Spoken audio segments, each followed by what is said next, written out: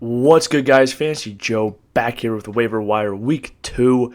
If you guys are new to the channel, make sure you hit that subscribe button, hit that like button. If you have any questions or comments, want to know who to cut, drop them in the comment section down below. I'll help you guys out. I respond to all comments as always.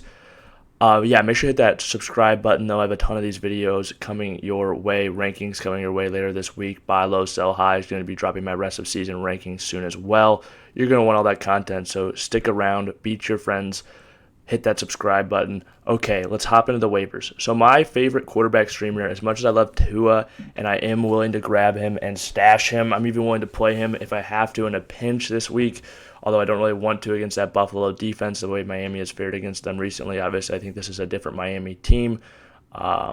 I'm not afraid to play Tua this week, but again, I think I would prefer probably to play Marcus Mariota against Seattle with the rushing upside that he brings. I don't think that Seattle defense is very good, and Mariota's looked pretty solid so far this season, so he'd probably be my number one streaming quarterback, although I think Tua is worth an add to stash if you're having issues with the quarterback position for sure. I really like him moving forward this season.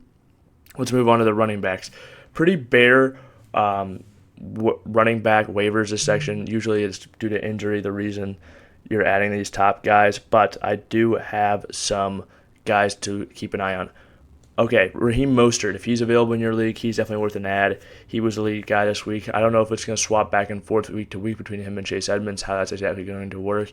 I still probably like Chase Edmonds season long because of Mostert's injury history, but football is an injury-riddled sport, so it doesn't mean that he's necessarily going to get hurt. Chase Edmonds could get hurt. You know how it works. It's random.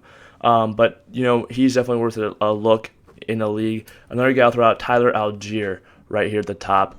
Not the most high upside, especially with Patterson still there. He did get 10 carries, though, this week. He's a talented runner out of BYU last season.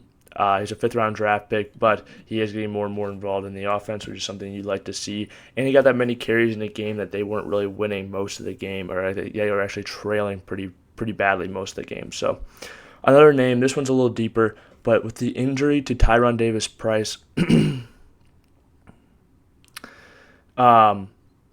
Jordan Mason, I think, is the next guy up in San Francisco. We've seen how their running backs have gotten hurt in the past. There's no guarantee Jeff Wilson doesn't go down, and if he does, I think Jordan Mason will be the next guy up.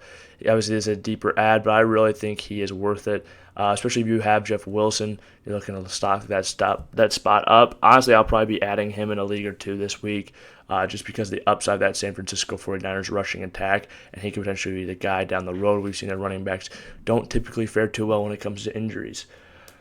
Another name I'll throw out there, especially with the injury to James Conner.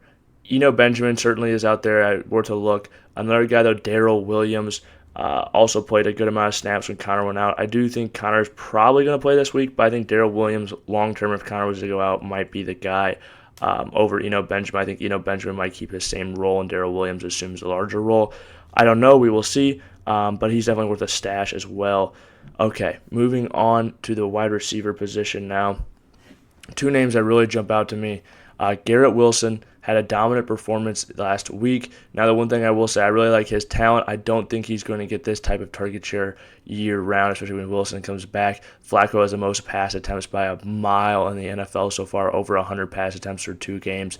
Something to keep in mind when you see these crazy stat lines Memphis receivers are putting up. I don't expect that to continue, but it doesn't mean they can't produce for fantasy football nonetheless.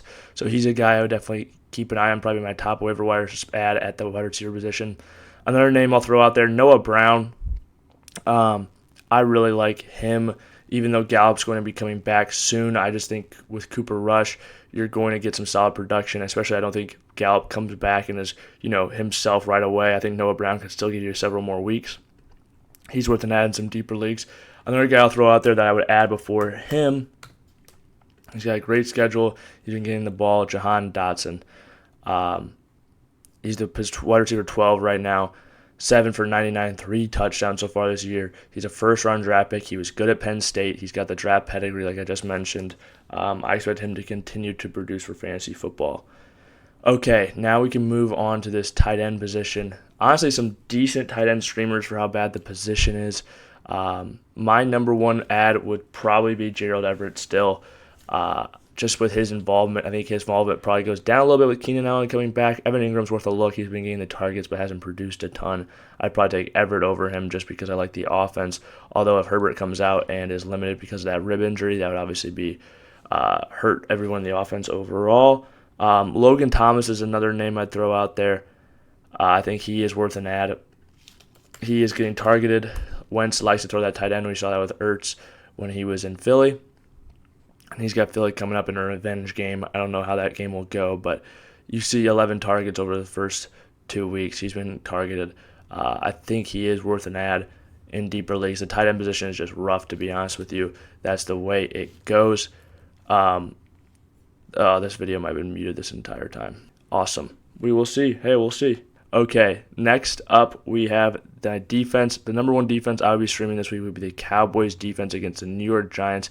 They looked great against Cincinnati last week, and I think that they can produce for fantasy this upcoming week with with Dallas or with the Giants on the schedule. Sorry if that audio sounded weird. I'm not sure what was happening there. Okay, if you guys have made it to this point in the video, please hit that like button, hit that subscribe button, and if you have any start sits, any questions like that, drop them in the comment section down below. Let me know who you guys are adding in waivers. Ask me any questions, waiver-related questions that you guys have, and I'll answer. No problem. Always, this has been Fantasy Joe. Thank you guys for watching.